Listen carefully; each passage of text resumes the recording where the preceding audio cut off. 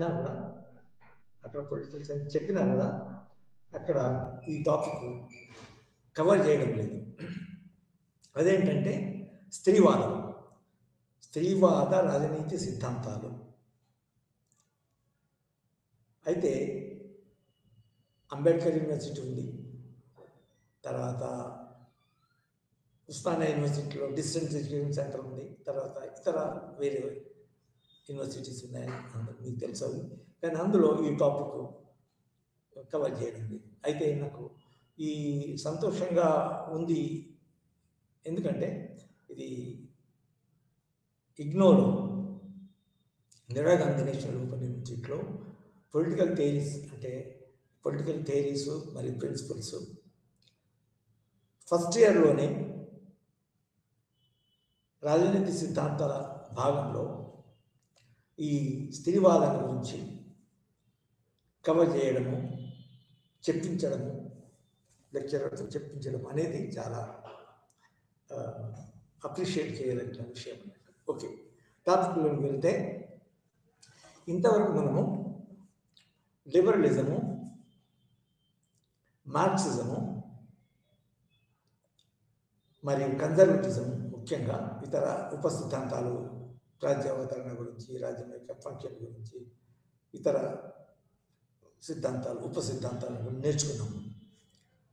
అయితే ఈరోజు మనం ముఖ్యంగా ఫెమినిజం మరియు ఫెమినిస్ట్ స్త్రీవాదము మరియు ఫెమినిస్ట్ పొలిటికల్ థియరీ, స్త్రీవాద రాజనీతి సిద్ధాంతాలు. అయితే ఇందులో ముఖ్యంగా కొన్ని సిద్ధాంతాలు పాత సిద్ధాంతాలకు అనుగుణంగానే ఉంటాయి. పాత సిద్ధాంతాలకి పాత సిద్ధాంతాల్లో మూల విషయాలు ఏంటివి, ఆ మూల విషయాలు ఉంటాయి.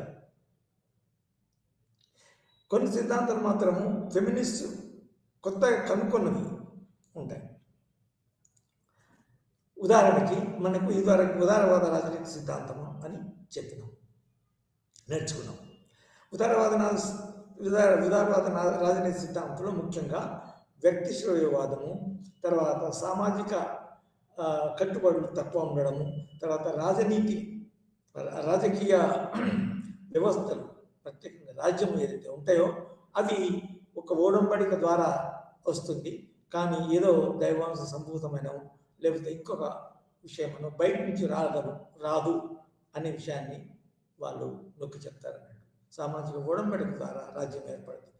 రాజ్యము, తర్వాత ప్రభుత్వములో మరియు ఇంకొక వైపు ప్రజలు, పౌరులు ఏర్పరచుకుని ఓడంబడిక ద్వారా వస్తారు. అయితే ఈ మూల సిద్ధాంతము,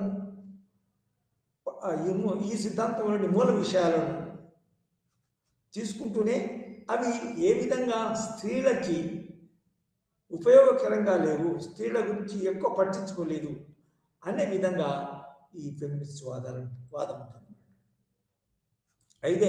అయితే మనం ఇంకా చూడబోతుంది ఏంటంటే ఈ లెక్చర్లో ఒక్కొక్క మూల సిద్ధాంతము, బ్రాడ్ విశాలమైన సిద్ధాంతం ఏదైతే ఉందో ఆ ఒక్కొక్క మూల సిద్ధాంతాన్ని తమ వైపు, అంటే స్త్రీల వైపు, స్త్రీల కొరకు, స్త్రీల స్వేచ్ఛ కొరకు, స్త్రీల సమానత్వం కొరకు ఉపయోగపడే విధంగా ఎక్స్టెండ్ చేయడం అనేది జరుగుతుంది. అంటే మూల సిద్ధాంతం అట్లే. సో ఆ విధంగా మనకి ఈ లెక్చర్లో ఉదారవాద స్త్రీవాదము మరియు మార్క్సిస్ట్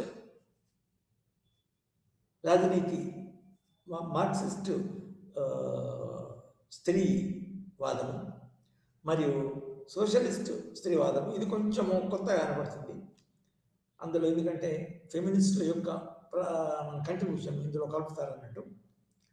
అదేవిధంగా రాడికల్ ఫెమినిజం, తీవ్రవాద స్త్రీ రాజనీత సిద్ధాంతం. ఈ విధంగా అసలు దీని తర్వాత ఇవి ముఖ్యమైనవి కాకుండా ఇంకా కొన్ని ఉన్నాయనుకోండి. For example ecological feminism, cultural feminism, రకరకాలు. సో అయితే ముఖ్యంగా మనము దీనికి ఈ సిద్ధాంతం నేర్చుకునే బదులు స్త్రీవాద రాజనీతి సిద్ధాంతం నేర్చుకునే ముందు కొన్ని వ్యవస్థలు వాటి యొక్క పారిభాషిక పదాలు తర్వాత వాళ్ళ భావాలు కొంచెం అర్థం చేసుకోవాలి. ఫెమినిజము అంటే స్త్రీ అనుకూలవాదము, స్త్రీ స్వేచ్ఛావాదము, స్త్రీవాదం. ఫెమినిస్ట్ పొలిటికల్ థియరీ అంటే స్త్రీవాద రాజనీతి సిద్ధాంతము. రాజనీతి స్త్రీలకు అనుగుణంగా స్త్రీల స్వేచ్ఛ కొరకు, స్త్రీల సమానత్వం కొరకు, స్త్రీ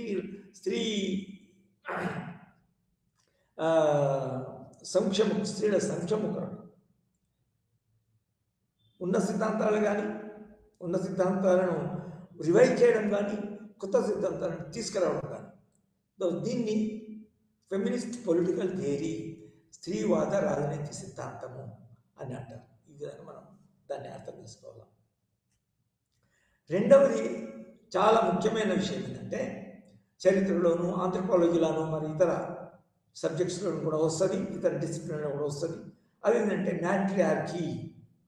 అసలు మనకి తెలియదు, కానీ దాని యొక్క ఈ మ్యాట్రియార్కీ సిద్ధాంతం, మ్యాట్రియార్కీ అంటే ఏంటంటే స్త్రీ ఆధిక్యత వ్యవస్థలు, స్త్రీ ఆధిక్యత అనే దాన్ని బలపరుస్తుంది. స్త్రీలే అధికులు, స్త్రీలు పురుషుల కంటే ఎక్కువ అనే సిద్ధాంతం. అయితే మరి నిజంగా ఉన్నదా అంటే నిజంగా ఈ ఒక కాలంలో స్త్రీలు అసలు matriarchal theory of the origin of the state కూడా ఉంది. అసలు ఎక్కువ మన పుస్తకాలలో రావడం లేదు, కానీ matriarchal theory of the origin of the state అంటే పురుషులు పురుషులు రాణులుగా, పురుషులు పాలకులుగా ఉన్న కాలం కూడా కొంతకాలం కింద ఉంది, పాతకాలంలో ఉంది అన్నట్టు. సో మ్యాట్రియార్కీ ఏంటంటే స్త్రీ ఆధిక్యత, స్త్రీ యొక్క ప్రాధాన్యత, స్త్రీలు వ్యవస్థల్లో ముఖ్యంగా ఫ్యామిలీ, కమ్యూనిటీ మరియు ఇతర దాంట్లో మన రాజకీయ వ్యవస్థల్లో కూడా, అంటే ఆ కాలం ప్రతకాలం ఉంటే ప్రతకాలంలో కూడా ఒక ఆధిక్యత ఉంటుంది కదా, ఒకరి ఆధిక్యత ఉంటుంది కదా. ఆ ప్రాచీన కాలంలో స్త్రీ ఆధిక్యత. సో మనం ఫ్యామిలీ కనుక చూసుకుంటే ఫ్యామిలీ సర్కిల్లో, కమ్యూనిటీలో, కిన్షిప్లో స్త్రీ యొక్క ఆధిక్యత ఉండేది అన్ని రంగాలు. అయితే ఇది ఏంటి అంటే ముఖ్యంగా ఇది నాగరికత రాకముందు ఫ్యామిలీ పూర్తి ఏర్పాటు కాకముందు నిజానికి స్త్రీ పురుష సంగమం జరిగిన తర్వాత, పిల్లలు పుట్టిన తర్వాత పిల్లలకు పూర్తిగా దగ్గరుండేది. పిల్లలు నన్ను ఎవరు పోషిస్తున్నారు, నన్ను ఎవరు పెద్ద చేస్తున్నారు, నేను ఎవరిని ఫాలో కావాలా అనే అనుకోవడానికి నిజానికి స్త్రీలే పుట్టిన నుంచి కనబడడం వరకు, తర్వాత పుట్టిన తర్వాత కొంతకాలం వరకు పిల్లలు స్త్రీల యొక్క పరిరక్షణలో ఉంటారు. అంటే దాని అర్థం అసలు పిల్లలకి అసలు ఈ సంబంధం మన తల్లి పిల్లల సంబంధం పురుషులకి ఎక్కువ ఉండదు. ఎందుకంటే నాగరికత డెవలప్ కాకముందు ఫ్యామిలీ సిస్టమ్ ఒక రకంగా ఈ ప్రధాన మొట్టమొదటి స్థాయి ఫ్యామిలీలో కూడా నిజానికి పురుషుడు ఫ్యామిలీకి దగ్గర ఉన్నాడు, అంటే పిల్లలకి దగ్గర ఉన్నాడు. ఎందుకంటే ప్రాచీన కాలంలో మన ఆహారమును సంపాదించుకోవడం అనేది చాలా ముఖ్యమైన సమస్యగా ఉంది. సో ఆహారాన్ని సంపాదించడానికి పురుషుడు బయటికి వెళ్ళేది. తర్వాత నిజానికి ఆ పురుషుడు పిల్లల మీద క్లెయిమ్ చేయకపోవడం కానీ, పిల్లలు ఆ పురుషునితో మా తండ్రి అని నా సంరక్షకుడు అనే విషయం కూడా తెలియకుండా ఉన్నది. కాబట్టి ముందుగా స్త్రీ యొక్క ప్రాముఖ్యత నాగరికతలో వస్తూ పెరిగిపోయింది. అదేవిధంగా స్త్రీలే ఫ్యామిలీలో ఆధిక్యత కలిగి ఉన్నారు, ప్రాబల్యం కలిగి ఉన్నారు. అది పెరిగితే సామాజిక వ్యవస్థలు ఏర్పడిన తర్వాత రాజకీయ వ్యవస్థ ఎంబ్రియానిక్ ఫామ్లో చిన్న స్థాయిలో కూడా రాజకీయ వ్యవస్థల్లో కూడా స్త్రీలే ముఖ్యులుగా ఉండేది. సో ఆ వ్యవస్థను ఏమన్నారంటే మ్యాట్రియార్కీ మాతృస్వామ్య ఆధిక్యత వ్యవస్థలు ఆ మ్యాట్రియార్కీని మ్యాట్రియార్కల్ సిస్టమ్ అంటారు, మ్యాట్రియార్కీ అంటారు. ఏ విధంగా మోనార్కీ అంటారో స్త్రీలు ఆధిక్యత, తర్వాత స్త్రీ స్వామ్యము మాతృస్వామ్యము కూడా. సో అన్ని స్టేజ్లలో అన్ని రంగాలలో స్త్రీ అనేది ఎక్కువ ప్రాముఖ్యత కలిగి ఉంటుంది. సో అయితే నిజానికి అందులో నిజంగా మనం చాలా స్పష్టంగా అర్థం చేసుకోవచ్చు ఏ విధంగా స్త్రీలు ఆధిక్యత కలిగి ఉన్నారు, స్వేచ్ఛ కలిగి ఉన్నారు, పురుషుల కంటే ఎక్కువ స్వేచ్ఛ కలిగి ఉన్నారు. అంటే ప్రాముఖ్యతను ప్రాధాన్యతని స్వేచ్ఛ సమానత్వం అనేది ఏదైతే ఉంటుందో అవి స్త్రీలకి మొదలు వచ్చింది. అందులో పురుషులు నిజంగా వెనకబడి ఉన్నారంటే ఒక వెనుకనో నెట్టబడి కాదు. పురుషులు వెనుకబడి ఉన్నారంటే వాళ్ళ యొక్క న్యాచురల్గా స్వభావసిద్ధంగా వాళ్ళ యొక్క ప్రాధాన్యత, వాళ్ళ ప్రాబల్యం, వాళ్ళ యొక్క స్థితి అనేది మొదటి ప్రకృతి వ్యవస్థలో తక్కువ ఉంది కాబట్టి సో స్త్రీలు పురుషులు నిజానికి వెనుకబడారు. అయితే నాగరికత పెరుగుతూ ఏమైంది అంటే స్త్రీల వెనుకబడుతనము, స్త్రీలకు ఉన్న సమానత్వము, స్త్రీల యొక్క ప్రాధాన్యత తగ్గి కొత్త వ్యవస్థలు ఏర్పడ్డాయి. ముఖ్యంగా సొంత ఆస్తి, తమది, తమ వస్తువులు, తమ ఇల్లు, తమ భూమి, ఇవన్నీ ఈ సొంత ఆస్తి అనే ఒక క్రూడ్ ఫామ్లో ప్రాథమిక స్థాయిలో ఏర్పడిన తర్వాత దాన్ని ఆధారంగా చేసుకొని పురుషుడు తన యొక్క ప్రాబల్యాన్ని పెంచుకున్నాడు. అదేవిధంగా ఆ ప్రాసెస్లోనే స్త్రీ మీద ఆధిక్యత కూడా సంపాదించుకున్నాడు. సో ఆధిక్యత సంపాదించుకున్న తర్వాత ఏమైంది అంటే పురుషుని యొక్క ప్రాముఖ్యత కూడా పెరిగింది. అదేవిధంగా దీనికి కొత్తగా కుటుంబం, వివాహం, ఫ్యామిలీ సిస్టమ్ ఏర్పడింది.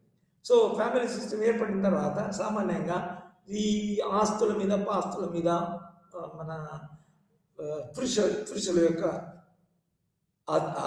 ప్రాబల్యం పెరిగింది. అంటే ప్రైవేట్ ప్రాపర్టీ అనేది మొట్టమొదటి ప్రైవేట్ ప్రాపర్టీ రావడం వల్ల ముఖ్యంగా లాభం కలిగింది, బలవంతులయ్యారు, లాభపడింది ఎవరంటే పురుషులే. సో పురుషులు లాభపడిన తర్వాత మ్యారేజ్ వ్యవస్థ, తర్వాత ఫ్యామిలీ వ్యవస్థ అనేది ఏర్పడింది. ఈ మ్యారేజ్ వ్యవస్థ, ఫ్యామిలీ వ్యవస్థలు ఏర్పడిన తర్వాత దాన్ని పురుషాధిక సమాజము అని రాజనీతి విశ్లేషకులు, తర్వాత సామాజిక విశ్లేషకులు అని పిలిచారన్నట్టు. అందులో ఏమైంది అంటే సొంత ఆస్తిని సమకూర్చుకున్న తర్వాత, సొంత ఆస్తి మీద ఆధీనం సంపాదించిన తర్వాత వాళ్ళు తమ యొక్క ఆస్తిని తమ వారసుల కొరకు, తమ వారసుల కొరకు ఇవ్వాలంటే నిజానికి ఏ విధంగా ఎవరి ద్వారా శిశువులు పిల్లలు వస్తున్నారో వాళ్ళ మీద కూడా ఆధిక్యం రావాలి. అదే పురుషులు స్త్రీలను ఒక విధంగా తమ యొక్క లాభం కొరకు స్త్రీని వాడుకోవడం, అంటే స్త్రీని మ్యారేజ్ ద్వారా తమ యొక్క ఆధీనంలోకి తెచ్చుకున్నారని చెప్పచ్చు. సో ఈ విధంగా నాగరికతలో పురుషుని యొక్క ఆధిక్యత ఏర్పడిన తర్వాత, పురుషుని యొక్క స్థానం సామాజిక వ్యవస్థలో పెరిగిన తర్వాత పురుష స్వామ్య వ్యవస్థ అనేది వచ్చింది. పురుషులే ప్రాముఖ్యత కలిగి, ఆధిక్యత కలిగి, పురుషులే సమాజంలో ఎక్కువ అంటే దాని అర్థం ఏంది? స్త్రీలు వాళ్ళ కింద అనుగుమనిగి ఉండడం. పురుషుల ఏడ స్త్రీలు విధేయత కలిగి ఉండడం. ముఖ్యంగా ఏంటంటే భార్యాభర్తల ఫ్యామిలీ ద్వారా, ఫ్యామిలీలో పురుషునికి లొంగి ఉండడం, విధేయత ఉండడం జరుగుతుంది. సో ఈ వ్యవస్థనే, ఈ యొక్క బ్రాడ్ విశాలమైన వ్యవస్థ ఏదైతే అన్ని ఇంక్లూడ్ అయ్యే వ్యవస్థను ఏమంటారంటే ప్యాట్రియార్కీ, పురుషాధిక్యత సమాజము, పురుషాధిక్యత వ్యవస్థ, పురుషాధిక్యత రాజకీయాలు మొదలగునవి. సో ఏ వ్యవస్థలో అయితే పురుషులు ఆధిక్యత కలిగి ఉంటారో, పురుషులు ముందుగా ఉంటారో, స్త్రీలు తమకున్న మ్యాట్రియార్కీలో ఉన్న స్థానం కోల్పోతారో, తర్వాత పురుషులకి అసమానంగా ఉంటారో ఆ వ్యవస్థను ప్యాట్రియార్కీ అంటారు.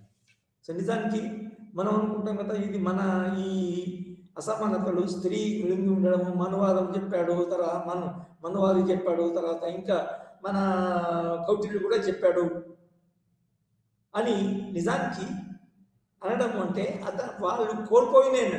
వాళ్ళ స్త్రీలు తమకున్న స్థానాన్ని కోల్పోవడం. సో ప్యాట్రియార్కీ వచ్చిన తర్వాత, పురుషాధిక్యత వచ్చిన తర్వాత ఏంటంటే అవి వాళ్ళని కోల్పోలేవి కాకుండా ఆ పురుషులకి వాళ్ళు అసమానులు అయిపోయారు. అంటే పురుషులకు వచ్చే స్వేచ్ఛ సమానత్వము పురుషులకు స్త్రీలకు లేకుండా పోయింది. సో ఈ విధంగా ఒక విధంగా అణిచివేయబడు, అంటే వాళ్ళు ముందుకు వచ్చినా కూడా వాళ్ళకి అవకాశాలు ఉన్నా కూడా వాళ్ళను అణిచివేయడం జరిగింది అన్నట్టు ఈ వ్యవస్థల ద్వారా. ఉదాహరణకి మనం ఫ్యామిలీ కనుక తీసుకున్నాం. ఫస్ట్ ఏంటంటే మళ్ళీ నొక్కి చెప్పాలంటే ఈ పురుషాధిక్యత వ్యవస్థను ప్యాట్రియార్కీ, PATRIARCHY, ప్యాట్రియార్కీ మీరు నోట్ చేసుకోవచ్చు స్పెల్లింగ్తో.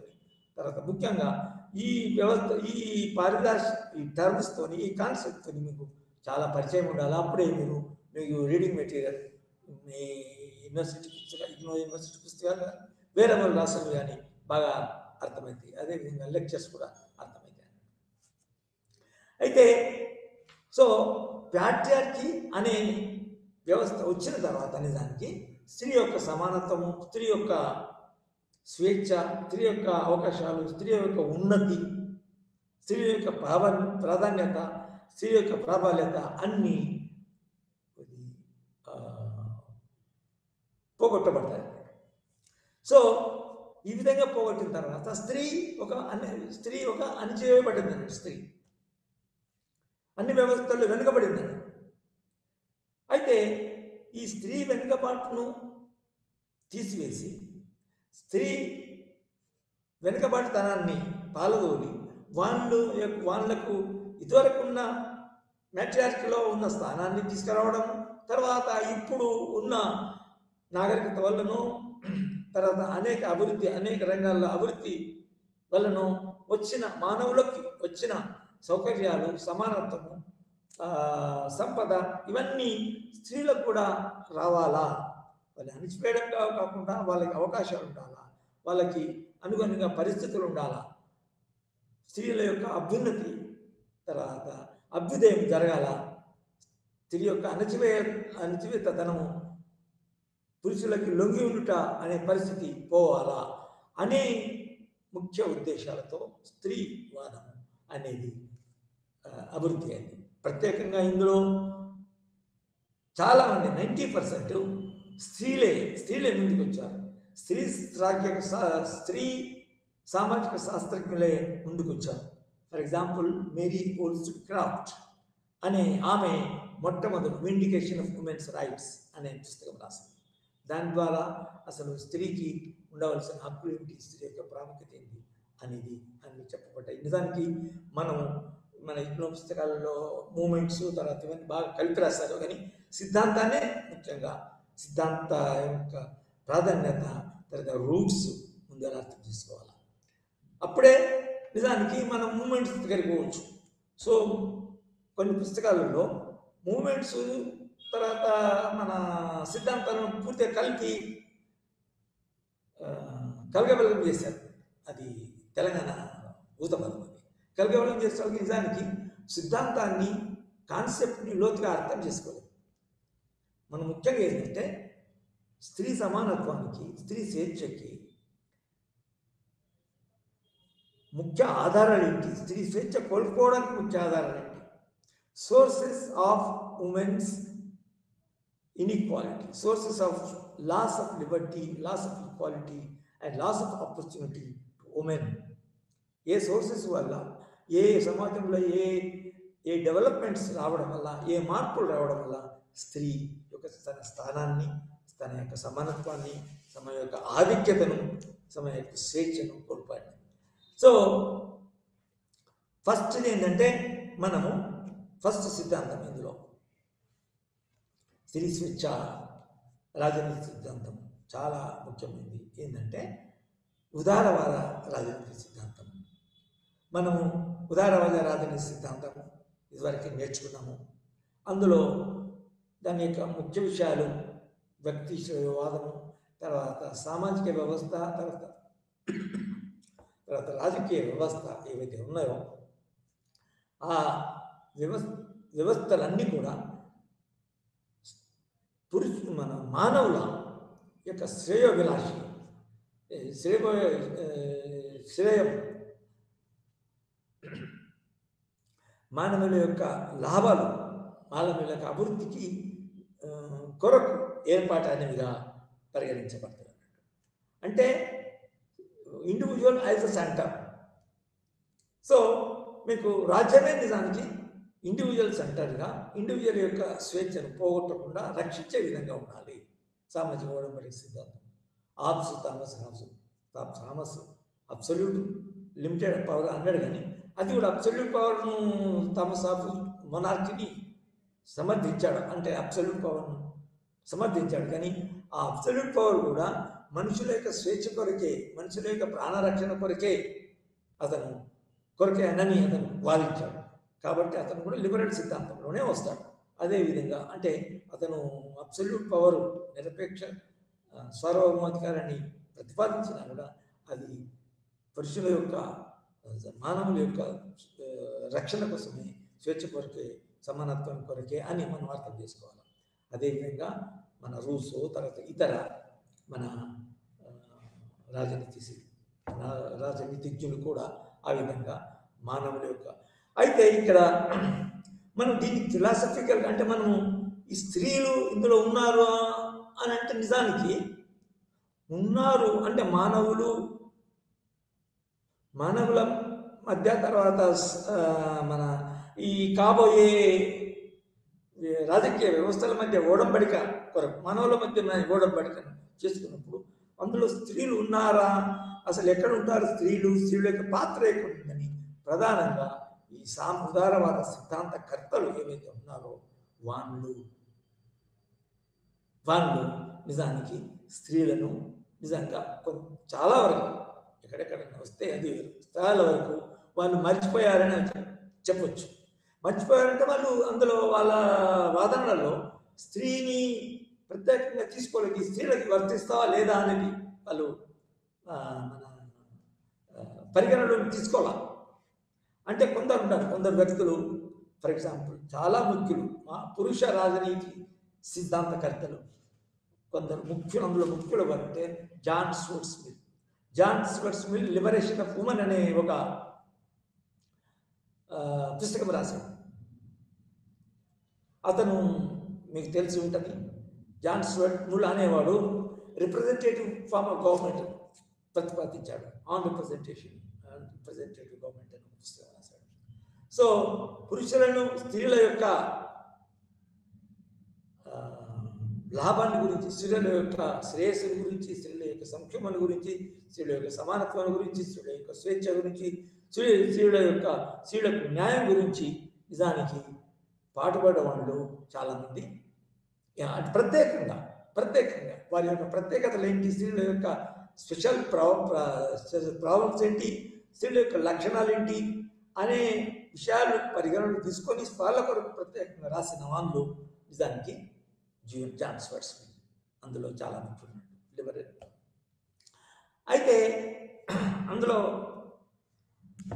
మన యొక్క పరిధి ఏముంటుందంటే రాజనీతి శాస్త్రంలో ముఖ్యంగా స్త్రీలకు రాజనీతి హక్కులు రాజకీయ రంగంలో ఏ విధంగా ఉండాలా, స్త్రీలు రాజకీయ వ్యవస్థలు ఏర్పరచుకోవడంలో ఏవి అంటే ఆ శబ్దానికి ముఖ్యంగా కొంచెం ఈ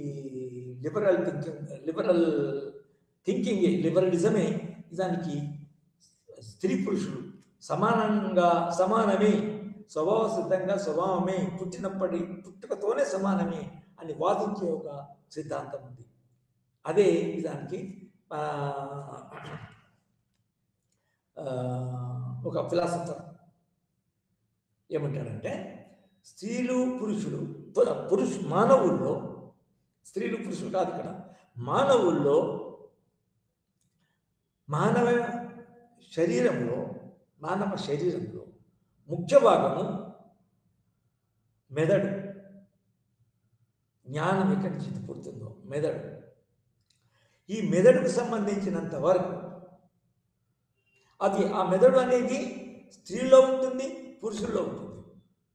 పురుషుడు లేని, మెదడు లేని స్త్రీ ఉండదు. ఏ విధంగా మెదడు లేని మనిషి ఉండడో, మెదడు లేని స్త్రీ ఉండదో, అదేవిధంగా మెదడు లేని స్త్రీలు ఉండరు. మెదడు లేని పురుషులు ఏ విధంగా ఉండరో, మెదడు లేని స్త్రీలు కూడా ఉండరు. సో ఈ మెదడు కలిగి ఉన్న లక్షణం మానవులకు ఏదైతే ఉందో, ఆ లక్షణం ఏదైతే ఉన్నదో స్త్రీ పురుషుల్లో సమానంగా ఉంటుందని అంటారు.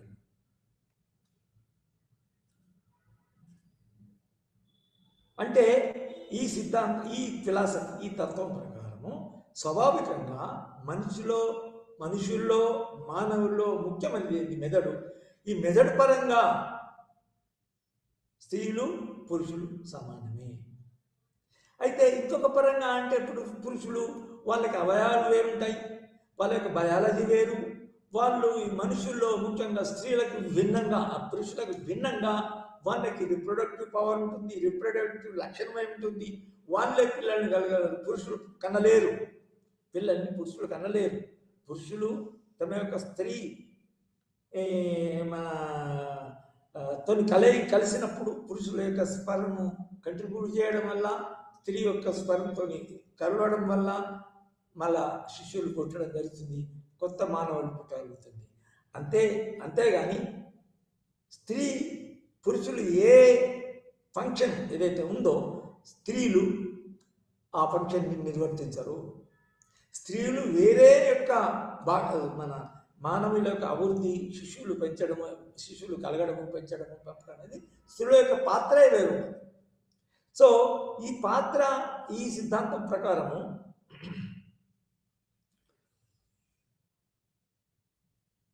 నిర్వర్తించడంలో స్త్రీ పురుషులు విభిన్నులే, అసమానులు కావచ్చు, సమానులు, అది ఇంపార్టెంట్ కాదు.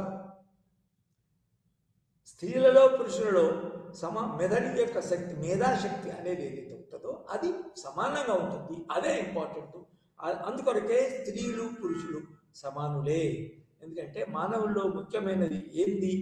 కొందరు ఏమంటారు, అసలు మానవుడు అంటే మేధా అంటారు, మేధాశక్తి.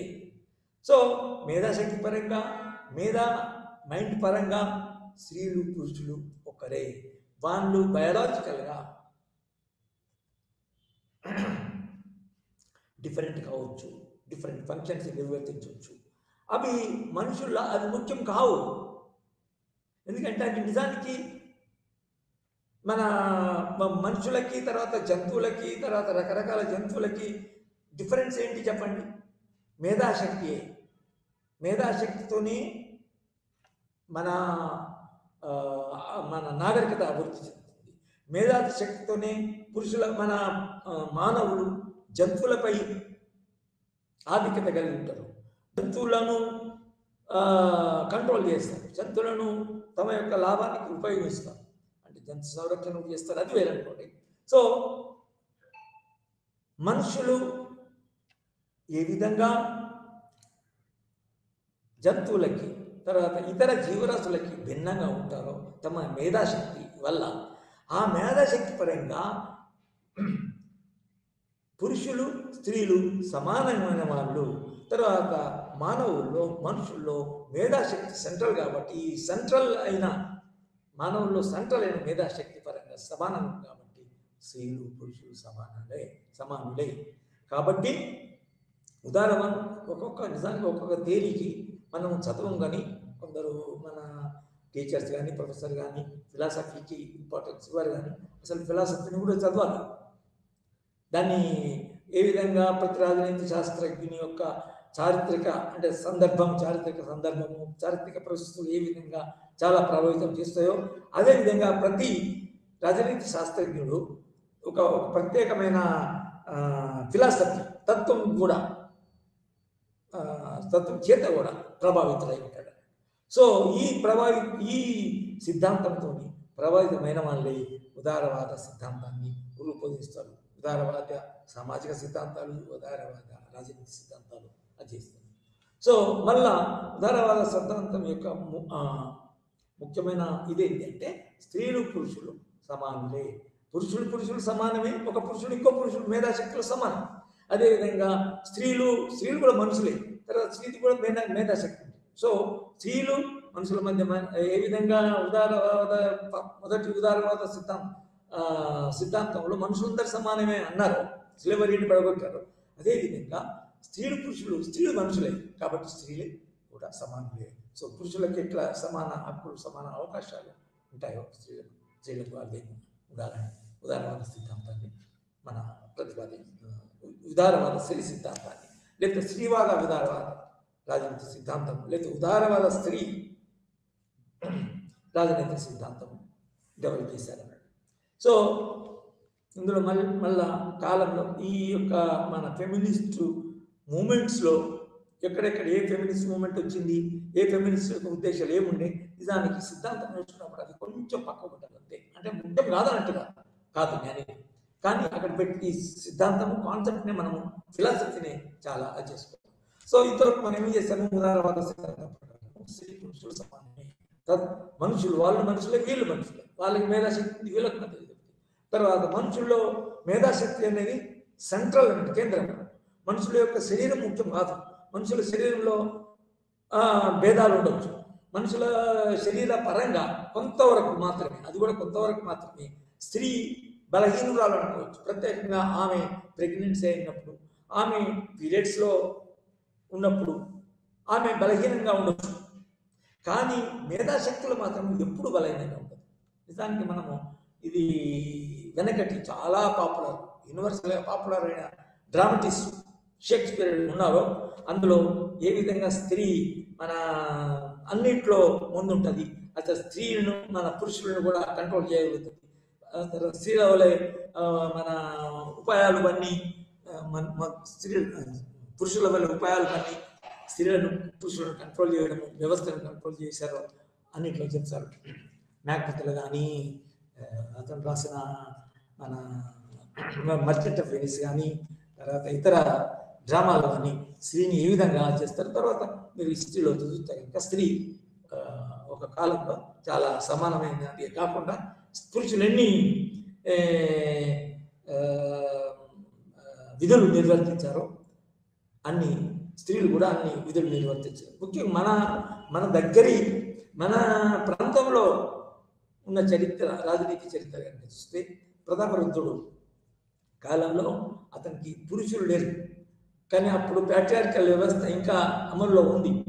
అయితే పురుషులు లేనప్పుడు మరి అతని యొక్క వారసులు అతని రాజ్యాధికారాన్ని చేపట్టడానికి ఎవరు లేకుంటే అతను ఏం చేశారంటే, అతనికి పుట్టిన ఫీమేల్ ఆడ శిశువు నువ్వు అసలు ఎవరికి తెలియకుండా ఆమెకు అన్ని రకాల మన విలువిద్యలు చదువు సంధ్య అన్నీ నేర్పుతూ అతన్ని చాలా పెరిగే వరకు ఆమె ఫీమేల్ ఆడ శిశువు కాదనే విధంగా చూపించాడు.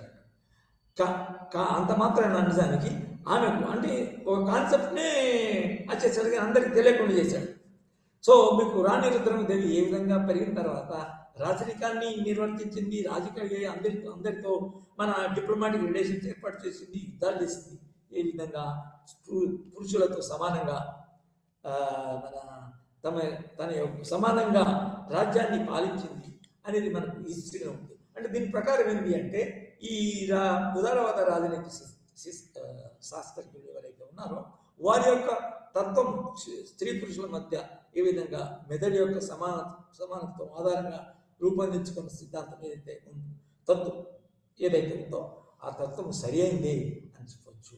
అంటే స్త్రీలు పురుషులకి ఏ విధంగా తీసిపోరు, ఏ విధంగా అది సామాజిక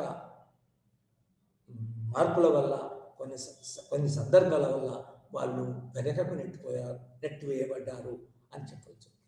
పురుషుడు తన యొక్క ఆధిక్యతను సంపాదించుకోవడానికి, ఆస్తిపాస్తులను కాపాడుకోవడానికి ఫ్యామిలీ వ్యవస్థ ఏర్పరచుకున్నాడు పురుషునికి. ఆ ఫ్యామిలీ వ్యవస్థలో ముఖ్యంగా ప్యాట్రియార్కల్ ఫ్యామిలీ వ్యవస్థలో పురుషాధిక్యత ఏర్పడింది. అందులో మూల సూత్రం, ప్యాట్రియార్కల్ వ్యవస్థలో మూల సూత్రం ఏంటంటే, చిన్న వాళ్ళు పెద్దోళ్ళకి, అంటే చిన్న పిల్లలు పెద్దోళ్ళకి అనుగుణంగా విధేయతగా ఉండాలి. స్త్రీలు పురుషులకి విధేయతగా ఉండాలి. అంటే ఉదాహరణకి ఇంట్లో ఈ పెద్దలు చిన్నోళ్ళు వచ్చిన వాళ్ళ కూడా ఒక స్త్రీ పెద్దదైనా కూడా ఆమె కంటే చిన్నవాళ్ళు, ఆమె కంటే చిన్న పురుషుడికైనా విధేయత ఉండాలి. కానీ స్త్రీ పెద్దదైనా కూడా ఆమెకు అణిగిమని ఉండనక్కర్లేదు అనే సిద్ధం. ప్యాట్రియార్కీ అంత లోతుగా పోతుంది అన్నట్టు. స్త్రీ పెద్దదైనా కూడా, స్త్రీలు కానీ, చిన్న స్త్రీలు కానీ చిన్న పురుషులు కానీ ఆమెకు చిన్న వాళ్ళైనా కూడా పురుషులేడని విధేయతగా ఉండాల్సి వస్తుంది. ఫర్ ఎగ్జాంపుల్ మనం చూస్తున్నాం కదా, అంటే మొన్నటి వాళ్ళకి స్త్రీలకు ఆస్తి హక్కు రానప్పుడు, ఆమెకి సమానత్వం రానప్పుడు వరకు భర్త చనిపోయిన తర్వాత స్త్రీకి పురుషులు మన ఆస్తి హక్కు లేకుండా అది మా మామ ఆ ఆస్తులను నిర్వర్తించేది అన్నట్టు. అంటే స్త్రీకి హక్కు లేకుండా ఉండడం. కానీ ఈ కాలంలో వస్తుంటే స్త్రీకి సమాన హక్కులు వచ్చినాయి. ఆస్తి హక్కు కానీ ఇతర హక్కులు కానీ సమానంగా వచ్చినాయి అన్నట్టు. సో అదేవిధంగా స్త్రీ చిన్నవాళ్ళు వాళ్ళకి అనుగుణంగా ఉండాలి, పెద్దవాళ్ళకి విధేయత ఉండాలి, పెద్దోళ్ళు కంట్రోల్ చేయాలి. తర్వాత పెద్దోళ్ళల్లో కూడా, చిన్న పెద్దోళ్ళలో కూడా మళ్ళీ లింగ వివక్ష ఉంది. అంటే చిన్న పురుషుడు కూడా పెద్ద స్త్రీ మీద ఆధిక్యత కలిగి ఉంటాడు. మన సంబంధంలో ప్రాధాన్యత కలిగి ఉంటాడు. ప్రైమసీ ఉంటుంది పురుషుడు. అది పురుషాధిక్య సమాజం. అంటే ప్యాట్రియార్కీ అంటే అంత లోతుగా ఉంటుంది. మనం కొందరు అర్థం చేసుకోం. ఉదాహరణకి తండ్రి భార్యాభర్తలు, మన కొడుకు చదువుకుంటున్నాడు, కొడుకును కొట్టాలా, కొడుకును తిట్టాలా అని మన తండ్రి అంటుంటే, ఏమన్నా ఎందుకు కొడుతున్నాడండి, మా పని చేస్తాడులే, తర్వాత నేర్చుకుంటాడులే, ఏమవుతుందిలే అని తల్లి అంటుంటారు. కానీ ఆఖరికి ఏంటంటే ఈ వివాదంలో తండ్రి తల్లిని, అంటే భర్తే భార్యని కంట్రోల్ చేస్తుంది. ఎందుకంటే స్త్రీ కాబట్టి అంటే అతని పెంచింది, ప్రేమతో పెంచింది, నిజానికి సమాన హక్కులుగా ఉండాలి ఆ కొడుకు ఏం చేయాలనేది. కానీ స్త్రీని ఓడగొడతాడు ఫ్యామిలీలో. భర్త ఓడగొడతాడు, పురుషుడు భర్త ఓడగొడతాడు. అది మనకు స్త్రీ పురుష సమానత్వం. అంటే ఫ్యామిలీలో స్త్రీ మన అణిగిమని ఉంటారు. అదేవిధంగా స్త్రీ అనేది నానుడి, ఆడది అంటే బయటికి వెళ్తుంది. ఒక వస్తువు నిజానికి ప్యాట్రియార్కల్ సిస్టంలో స్త్రీ అనేది ఒక వస్తువుగా ఉంటుంది, గిఫ్ట్గా ఇవ్వబడుతుంది. రాజరికాలు ఒక రాజు ఓడిపోయిన రాజు ఏం చేస్తాడు, తన బిడ్డను మన గెలిచిన రాజు యొక్క కొడుకు, లేదా గెలిచిన రాజు చాలా వయసు వాడు మన పెళ్లి కాని వాడైతే ఆ రాజుకై గిఫ్ట్గా ఇస్తారు. ఒక వస్తువుగా పరిగణింపబడింది. ఇది ఆనందం ఇచ్చే అందాన్ని, ఆనందాన్ని, సౌకర్యాలను కలిగజేసే వస్తువుగా పరిగణింపబడింది ప్యాట్రియార్కీ. సో అంత ప్యాట్రియార్కల్ వ్యవస్థ అనేది మీరు ఆ విధంగా అర్థం చేసుకోవాలి. అందుకొరకే ముఖ్యంగా ఈ ఉదారవాద సిద్ధాంతం అన్నీ ఉన్నాయి కదా, మళ్ళీ స్త్రీవాద సిద్ధాంతం ఎక్కడి నుంచి వచ్చింది, ఎందుకు అవసరమా అనేదాన్ని అర్థం చేసుకుంటే మీకు నిజానికి మీ యొక్క జ్ఞానం, మానవ సమాజం యొక్క జ్ఞానం పరిపూర్ణంగా ఉండాలన్నట్టే. ఎందుకంటే మానవ వ్యవస్థలో, నాగరిక వ్యవస్థలో, జనాభాలో సగభాగమైన స్త్రీలు ఏ విధంగా మనము ఈ ఉదారవాదులు, సోషలిస్ట్ వాళ్ళు, వీళ్ళందరూ ప్రతిపాదించిన సిద్ధాంతాలకు దూరంగా ఉంటున్నాం అనేది గెలవదండి. కాబట్టి నేను ముందే చెప్పాను, ఈ స్త్రీవాద సిద్ధాంతాలు ఈ బిఏ వాళ్ళకి ఈ డిస్టెన్స్ ఎడ్యుకేషన్ అయినా కూడా ఈ బిఏ స్థాయిలో కూడా స్త్రీవాద సిద్ధాంతాలు ఇంక్లూడ్ చేయడము, కవర్ చేయడము చాలా అప్రిషియేట్, మెచ్చుకోదగ్గ విషయం అని ముందే చెప్పాను. సో నౌ మనం ఉదారవాద సిద్ధాంతం. అయితే ఉదారవాద సిద్ధాంతంలో ముఖ్యంగా ఏమొస్తుందంటే equality of women and women in all fields. For example vote హక్కు, women also should have right to vote in electing the king. సామాజిక ఓడంబడికలు ఏ విధంగా నిజానికి ఈ శ్రీవాద సిద్ధాంతకర్తలు ఏమంటారంటే అసలు హాఫ్ లాక్ మ్యాన్ అంటారు. ఫర్ ఎగ్జాంపుల్ గాడు తర్వాత మ్యాన్, మరి ఉమెన్ ఏది, ఉమెన్ ఎక్కడ అని పరిశీలన ఒక్క లాస్ట్కు చాలా వెనుక వచ్చే జేఎస్ మిల్ అనేవాడు అతను మన ఉమెన్ గురించి మాట్లాడతాడు. కానీ తక్కిన రచనలందరూ తమ యొక్క తెలుసో మంచి వాళ్ళకి ప్రాధాన్యత స్త్రీలకు ఉన్నాడు, ఉమెన్ అని రాయాలి మెన్. కాబట్టే మనకి ఈ మధ్యన మొత్తం వెస్ట్రన్ కంట్రీస్లో మరి ఇక్కడ కంట్రీస్లో కూడా మ్యాన్ అండ్ ఉమెన్ అని అంటారు. లేకపోతే మనము ఒక పదవికి సంబంధించిన విషయానికి వస్తే చైర్పర్సన్, చైర్ ఉమెన్ అనడం కానీ చైర్పర్సన్, చైర్ ఉమెన్ కూడా అనొచ్చు, తప్పే ఉందా, చైర్ ఉమెన్ అనొచ్చు, లేదా చైర్పర్సన్ అనొచ్చు. చైర్పర్సన్ అంటే మనకి స్త్రీలు పురుషులు కలిపి వస్తుంది. చైర్మన్ అంటే అది మొదటి నుంచి వస్తుంది. సో ఈ స్త్రీవాద సిద్ధాంతాలు నిజానికి పురుషుల్లో ముఖ్యుడు చెప్పారు, జాన్ స్టూవర్ట్ మిల్ అనేవాడు. సో వాళ్ళు ఏమంటారంటే రాజకీయ రంగంలో, తర్వాత ఆర్థిక రంగంలో, ఎందుకంటే వీళ్ళు సమానత్వం అనే సిద్ధాంతంతో ఆర్థిక రంగంలో, తర్వాత ఉద్యోగ రంగంలో, ఉద్యోగ విషయంలో, ఉద్యోగం సంబంధించిన విధానాలలో స్త్రీ సమానమైన ఉద్యోగ హక్కు కలిగి ఉండాలి. స్త్రీలు స్త్రీలు కాబట్టి వాళ్ళు బలహీనుడు కాబట్టి వాళ్ళకి పిల్లలు పుట్టినప్పుడు అసలు పనికి రాలేరు కాబట్టి, తర్వాత బలహీనుడు కాబట్టి చాలాసేపు కష్టపడలేరు, తర్వాత పెద్ద గుట్టైన పని బరువుల పనిని చేయలేరు కాబట్టి వాటికి దూరము, వాళ్ళకి ప్రాధాన్యత ఇవ్వనక్కర్లేదు అని ప్రైవేట్ సంస్థల్లో నిజానికి వాళ్ళు సమానమైన ఉద్యోగ అవకాశాలు కలిగించారు. కానీ ఈ స్త్రీవాద ఉదారవాద సిద్ధాంతకర్తలు మాత్రం ఏమన్నారంటే లేదు, వాళ్ళకు సమానంగా ఉద్యోగ అవకాశాలు కలిగించాలి. ముఖ్యంగా ఉద్యోగ అవకాశాలు కావాలంటే సమాన విద్య కావాలి. అంటే సమానత్వం ఎడ్యుకేషన్ ఫీల్డ్, మన సమానత్వం మన ట్రైనింగ్ రంగంలో, తర్వాత ఉద్యోగ రంగం, అందరికీ సమానంగా ఇద్దరికి సమానమైన అవకాశాలు ఉండాలి. లేకపోతే అది ఆ యొక్క బిల్లును కానీ ఆ సిద్ధాంతాన్ని వ్యతిరేకించాలా అని దానికి మూమెంట్ కూడా చేయడం జరిగింది శ్రీవాద రాజనీతి సిద్ధాంత కర్తలలో. సో అయితే ఏమన్నారు అంటే ఒకవేళ కనుక వాళ్ళు కొన్ని విషయాలలో అసమానంగా ఉంటే, బలహీనంగా ఉంటే, మన ప్రెగ్నెన్సీ అన్నప్పుడు, తర్వాత చైల్డ్ రియరింగ్ అన్నప్పుడు శిశువును మన చూసుకున్నప్పుడు, శిశువుని పెంచినప్పుడు కనుక ఆమె పనికి రాలేకపోతే ప్రత్యేకంగా ఆమెకు హక్కులు కలిగించాలి. అంటే ఆ టైంలో కూడా లీవ్స్ ఎక్కువ ఉండాలి. అంటే పేడ్ లీవ్ ఉంటుంది దీనికి. దానికి సోషలిస్ట్ కంట్రీస్లో అయితే అసలు 5 సంవత్సరాల వరకు స్త్రీ రాకున్నా కూడా 5 సంవత్సరాల తర్వాత వాళ్ళకి హాఫ్ సాలరీ ఇచ్చి వాళ్ళని స్త్రీలను ఉద్యోగులుగా మన పనిచేయించిన ఉద్యోగుల లెక్కనే పరిగణించి ఆమె యొక్క లీవ్ అయిపోయిన వెంటనే మళ్ళా మన జాబ్లో ఉద్యోగంలో జాయిన్ కానిచ్చేవారు. సో ఆ విధంగా స్త్రీవాదులు ఏమంటారంటే, స్త్రీ రాజనీతి సిద్ధాంతకర్తలు ఏమంటారంటే ఆమె కొన్ని సందర్భాల్లో, కొన్ని పరిస్థితుల్లో ఆమె పని చేయలేకుంటే అది లీవ్గా పరిగణించాలా, తర్వాత లీవ్ పీరియడ్లో కూడా ఆమెకి పోషణకి సాలరీస్ ఇవ్వాలని, ఆ విధంగా ఆమె ప్రత్యేక హక్కుల కొరకు కూడా కొట్లాడారు. సో అన్ని రంగాల్లో ఎడ్యుకేషన్, ట్రైనింగ్, ఉద్యోగము, తర్వాత రాజకీయ రంగంలో ఓటు వేయడానికి, తర్వాత ఏ పదవులకి మన సభ్యత్వానికి, ఇది అసెంబ్లీలో సభ్యత్వము, మన రాజ్యసభలో సభ్యత్వము, పార్లమెంట్లో సభ్యత్వము, అన్ని రంగాల్లో సభ్యత్వం కలిగి ఉండే విధంగా హక్కులు ఉండాలా. ఓటు హక్కే కాదు, ఒకసారి ఆ ఓటు హక్కు కూడా వెస్ట్రన్ కంట్రీస్లో చాలా కాలం మీద స్త్రీలకి వెనుకబాటు వచ్చిందన్నట్టు. ఎందుకంటే ప్యాట్రియార్కల్ సిద్ధాంతాల్లో ఆనాటి ప్యాట్రియార్కల్ మన భవాలు కళ్ళ రాజనీతి వాళ్ళు కూడా పురుషులకి ముందు ఓటు హక్కు ఇచ్చారు. అందరికంటే ముందుగా అసలు న్యూజిలాండ్లో మన స్త్రీకి, వెస్ట్రన్ కంట్రీస్ స్త్రీకి మొట్టమొదటి వస్తుంది. మన దేశంలో కూడా పురుషులు బ్రిటిష్ వాళ్ళ కాలంలో ఆ స్త్రీల మధ్య పురుషుల మధ్య మన వివక్ష లేకపోవడం వల్ల స్త్రీలకి పురుషులకి ఒకేసారి ఓటు హక్కు వచ్చింది.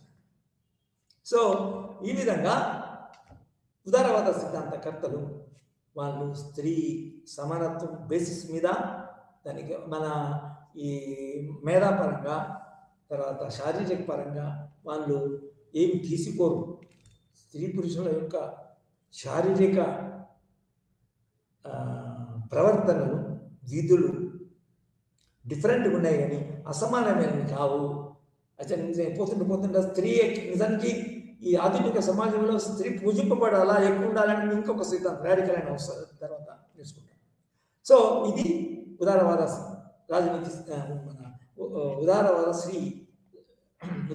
స్త్రీ రాజనీతి సిద్ధాంతం. దీని తర్వాత ముఖ్యంగా మనం పరిగణలోకి తీసుకోవాల్సింది ఏంటంటే మార్క్సిస్ట్. మీకు తెలుసు, మార్క్సిస్టులు వ్యక్తి శ్రేయోవాదం కాకుండా వాళ్ళ యొక్క సిద్ధాంతం ఏది మన production forces, relations of production చాలా ముఖ్యము. ఈ రిలేషన్స్ ఆఫ్ ప్రొడక్షన్ మన ప్రొడక్షన్ ఫోర్సెస్లో ముఖ్యంగా వాళ్ళ ప్రకారము మనిషి ముఖ్యంగా productive agent through the man only, through the women and men only a product is created. The product is created, production takes place through men and women only అని అంటారు. కాబట్టి వాళ్ళు ఉత్పత్తిలో స్త్రీలు వెనకబడ్డారు, సమానంగా లేరు. కాబట్టి స్త్రీల యొక్క అసమానత్వము, స్త్రీల యొక్క మన వెనకబడితనం ఎట్లా వచ్చినాయి అంటే ఉత్పత్తి రంగాల్లో వాళ్ళ యొక్క స్థానము పోగొట్టుకున్నారు. ఉదాహరణకి మార్క్సిస్టు సిద్ధాంతం ఏదంటే ఉత్పత్తి మనుషుల యొక్క సమాజంలో ఉత్పత్తి ఏదైతే కేంద్ర బిందువు అయి ఉంటుందో ఆ ఉత్పత్తి రంగంలో పురుషులు స్త్రీలు ఇదివరకు సమానంగా ఉండదు, సమాన భాగస్వామ్యం కలిగి ఉంటారు. ఉదాహరణకి మన ఇండస్ట్రియలైజేషన్, మన ఇది బట్టల రంగం చూసుకుందాం. క్లోత్స్ ఇండస్ట్రీలో మన మొట్టమొదలు అంటే మన హ్యాండ్లూమ్స్, పవర్ లూమ్స్ అన్ని రానప్పుడు మనిషి తన చేతులతోని గుడ్డను మన దూదిని వడికి తర్వాత దారం వేసి దాని తర్వాత బట్టలు విన్నేసినప్పుడు స్త్రీ పురుషులు బట్టల ఉత్పత్తిలో సమాన భాగస్వామ్యం చేపట్టారు, సమానంగా భాగస్వాములు ఉన్నారు. సో అప్పుడేంటి స్త్రీ యొక్క పురుషుని యొక్క ప్రాధాన్యత ఆ బట్టల యొక్క ఉత్పత్తిలో సమానంగా ఉంది. అయితే ఆ సమానత్వం ఏ విధంగా పోయింది అంటే యంత్రాలు వచ్చినప్పుడు ఫోర్సెస్ ఆఫ్ ప్రొడక్షన్ వాళ్ళకి చాలా ముఖ్యం. ఇది మార్క్సిస్టులకి ఉత్పత్తి సాధనలు ఏదైతే ఉంటుందో ఉత్పత్తి శక్తులు అంటే మన టెక్నాలజీ కానీ, ఇన్వెన్షన్ కానీ, తర్వాత యాంత్రీకరణ కానీ ఇవన్నీ చాలా ఇంపార్టెంట్. సమాజాన్ని ముందుగా తీసుకుపోతాయి. కానీ సమాజాన్ని ముందుగా తీసుకున్నప్పుడు, సమాజాన్ని అభివృద్ధి చేసినప్పుడు, సమాజంపై ప్రభావం చూపెట్టినప్పుడు అందులో ఉన్న స్త్రీలు పురుషులు మన weak and uneducated and unemployed అసమానతకి గురి అవుతారు. అది దాని యొక్క లక్షణం. ఏది ఉత్పత్తి శక్తులు మారిన కొద్ది, పెరిగిన కొద్ది. సో ఉత్పత్తి శక్తులు ఏదైతే మారుతాయో ఇప్పుడు ఆ రాట్నం వడికినప్పుడు స్త్రీలు పురుషులు సమానంగా మన బట్టలను ఉత్పత్తి చేసే పద్ధతి ఏదైతే ఉందో ఆ పద్ధతిలో స్త్రీలు వెనుకబడిపోతారు టెక్నికల్గా. ఫర్ ఎగ్జాంపుల్ ఈ మన యంత్రాలు అనేటప్పుడు సామాన్యంగా యంత్రాలకి దానికి బాగా క్యాపిటల్ కావాలి. క్యాపిటల్ ఉన్నప్పుడే నువ్వు యంత్రాలను సమకూర్చుకుని యంత్రాల ద్వారా మన బట్టలు నేసి అమ్మి ఎక్కువైన ఈ విదేశాల్లో అమ్మి లాభాలను చేకూర్చుకోవడానికి కొత్త ఆర్థిక పద్ధతి వస్తుంది కదా. సో ఆ పద్ధతిలో ఉత్పత్తి ప్రక్రియ అనేది మార్చినప్పుడు, ఉత్పత్తి విధానం మారినప్పుడు స్త్రీలు సామాన్యంగా అంటే వెనుకబడిపోతారు. ఎందుకంటే వాళ్ళు మన ఫ్యామిలీలో అసమానులుగా ఉన్నప్పుడు ముందుగా బయటకు పోవడము, విద్య నేర్చుకోవడము, ముఖ్యంగా ఇది యంత్రాల్లో పనిచేయాలంటే దానికి యంత్రాల్లో ట్రైనింగ్ తీసుకోవాలా, యంత్రంలో పనిచేయడం మినిమం ఎడ్యుకేషన్ కావాలి. తర్వాత బయటికి పోవాలి, అక్కడ యంత్రాలు ఎక్కడుంటే అక్కడికి పోవాలి. ఉదాహరణకి మన తెలంగాణలో చాలామంది బాంబేకి వెళ్ళారు. బాంబేలో ఏర్పడిన కొత్త క్యాపిటలిస్టు మా క్లోత్స్ ఇండస్ట్రీలకి వీళ్ళు పోయి జాయిన్ అయ్యారు. ఈ పురుషులు వెనకబడ్డారు. తర్వాత మన ఈ చేతి వృత్తులు, చేనేత అనేది వెనుకబడిపోయింది, చేనేత అని లేకుండా పోయింది. కాబట్టి ఒక ఉత్పత్తి రంగం, బట్టల ఉత్పత్తి రంగంలో స్త్రీలు అసలు మొత్తం వెనుకబడిపోయారు. సో ఈ విధంగా అంటే మా తర్వాత వీళ్ళకి మార్క్సిస్టులకి మీకు తెలుసు కదా, ఆర్థిక విషయమే చాలా ముఖ్యము. సమానత, స్వేచ్ఛ మన ఒక మనిషికి, ఒక వ్యక్తికి రావడంలో, సమకూర్చుకోవడంలో ఆర్థిక సమానత్వము, ఆర్థిక పరిస్థితి ముఖ్యమైనది. సో ఆర్థిక సమానత్వానికి ముఖ్యమైన ఆర్థిక ఉత్పత్తిలో సమాన భావం కోల్పోయారో ఏది పురుషులు, ఈ యంత్రాల వల్ల, దానివల్ల, దీనివల్ల, క్యాపిటలిజం వల్ల పోయారో ఆ అసమానత్వం వల్ల, ఆ విధంగా ఏర్పడిన అసమానత్వం వల్ల వాళ్ళు వెనుకబడిపోయారు. కాబట్టి స్వేచ్ఛను, ఆర్థిక సమానత్వాన్ని కోల్పోయారు, ఆర్థిక స్వేచ్ఛను కోల్పోయారు, తర్వాత అన్ని కోల్పోయారు. కాబట్టి స్త్రీ కనుక మళ్ళా సమానత్వం రావాలంటే, స్వేచ్ఛ రావాలంటే ఆ ఉత్పత్తి రంగంలో వీళ్ళు స్త్రీలకు సమానంగా భాగస్వాములు అయ్యేట్టు చూడాలి. క్యాపిటలిస్ట్ యొక్క ఆర్థిక రంగము తర్వాత ఇవన్నీ ఎట్లా ఉంటాయంటే లాభసాటి వృత్తి అయితేనే, లాభసాటి ప్రక్రియ అయితేనే, లాభసాటి ఆర్థిక విధానాలు అయితేనే వాళ్ళు వాటిని అనుసరిస్తారు. ఏవి మన లాభం లేని విధానాలను వాళ్ళు అనుసరించారు.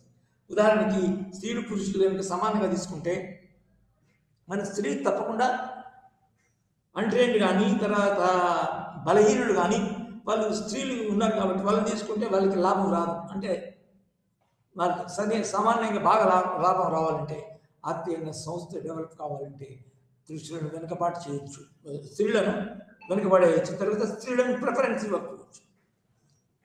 కాబట్టి ఈ ఉత్పత్తి రంగాలలో కొత్త మార్పుల వల్ల వచ్చే స్త్రీలకి సమానత్వం, స్వేచ్ఛ, తర్వాత ఆర్థిక వ్యవస్థలో భాగస్వామ్యం లేకపోవడాన్ని తీసేస్తేనే వాళ్ళకి మన అణిచివేయబడటానికి, వెనుకబడటానికి మళ్ళా దూరం అవుతారు, తర్వాత స్త్రీ పురుషులకు సమానంగా అవుతారు అని మార్క్సిస్టులు భావిస్తారు. సో అందుకొరకు వాళ్ళు ఏమంటారు, వాళ్ళ మూమెంట్లో స్త్రీలు పురుషులు ట్రేడ్ యూనియన్లో కానీ, క్యాపిటలిస్ట్ వ్యవస్థలో కానీ, క్యాపిటలిస్ట్ అనుసరించే మన వర్కర్ వ్యతిరేక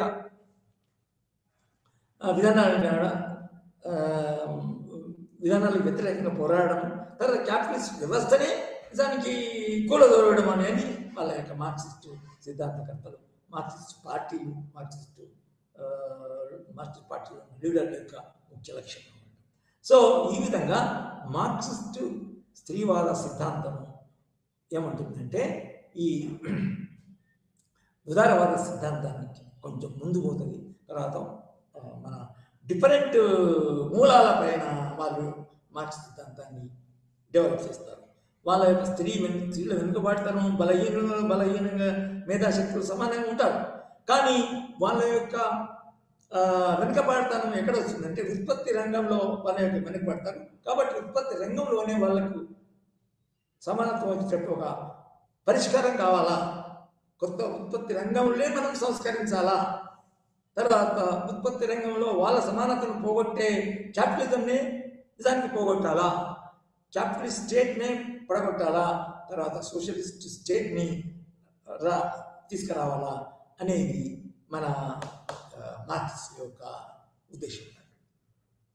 అదేవిధంగా ఇందులోనే అంటే మార్క్సిజం అనుగుణంగానే, అంటే ఇప్పుడు అనుగుణంగా ఇప్పుడు ఏం నేర్చుకున్నాం, ఉదారవాద స్త్రీవాద సిద్ధాంతము, తర్వాత మన మార్క్సిస్ట్ స్త్రీవాద సిద్ధాంతము నేర్చుకున్నాము. అయితే ఈ మార్క్సిజంను అనుసరిస్తూనే, మార్క్సిస్ట్ హిస్టారికల్ మెటీరియలిజంను అనుసరిస్తూనే దానికి అనుగుణంగానే సోషలిస్ట్ ఉదారవాద స్త్రీవాద సిద్ధాంతము అనేది ఒకటి డెవలప్ చేయబడింది. అందులో ముఖ్యంగా ఏంటంటే, మార్క్సిస్ట్ యొక్క బేసిక్ ప్రిన్సిపల్స్ కొన్ని, మెటీరియలిజం కాదు, డైలెక్టికల్ మెటీరియలిజం కాదు, కానీ మార్క్సిస్ట్ యొక్క కొన్ని స్త్రీల మనుషుల కొన్ని అనుసరించిన విధానాలు, తర్వాత అభిప్రాయాలను మార్పులు తీసుకొచ్చింది.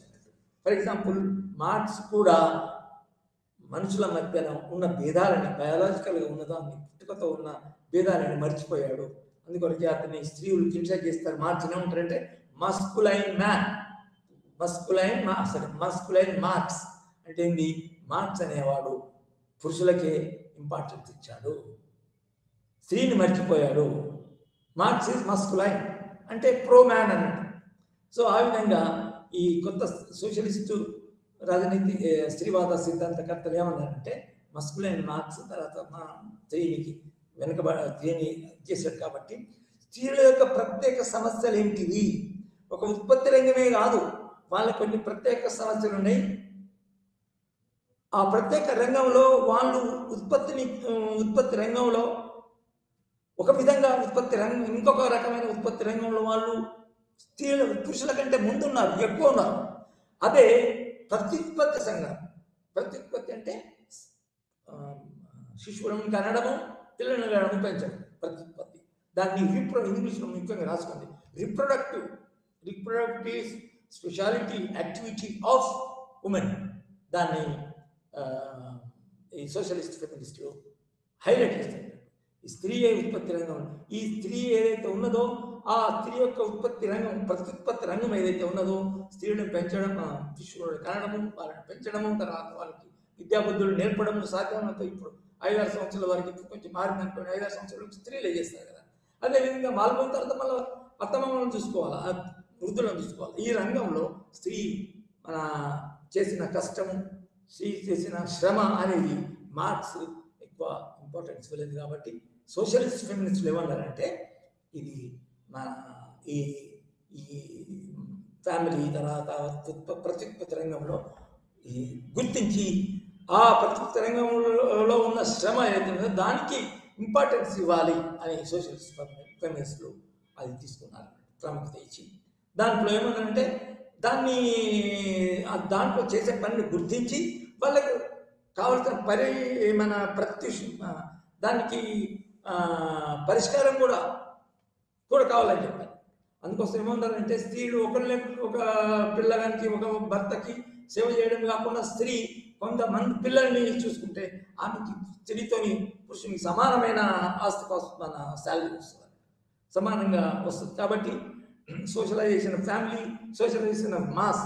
స్త్రీ ఒక ఫ్యామిలీకే కట్టుబడకుండా ఒక సామూహిక వంటగది, ఒక సామూహిక చైల్డ్ రేరింగ్ వ్యవస్థను ఏర్పరచాలా, అదే పరిష్కారం స్వేచ్ఛకని వాళ్ళు చెప్తారు. అయితే ఇంకొక ముఖ్యమైన స్త్రీవాద సిద్ధాంతం అనేది రాడికల్ ఫెమినిజం.